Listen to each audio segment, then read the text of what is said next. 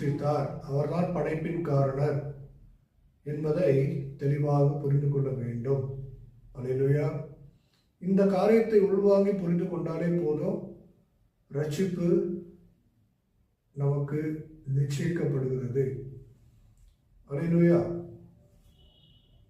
சரி, தமிழ் வேதாகமத்தில் ஆதியிலே தேவன் வானத்தையும் பூமியையும் சிருஷ்டித்தார் என்று எழுதப்பட்டிருக்கிறது. ஆங்கில வேதாகமத்தில் என்ன சொல்லப்பட்டிருக்கிறது என்று ஒரு சின்ன கம்பாரிசன் பார்ப்போம்.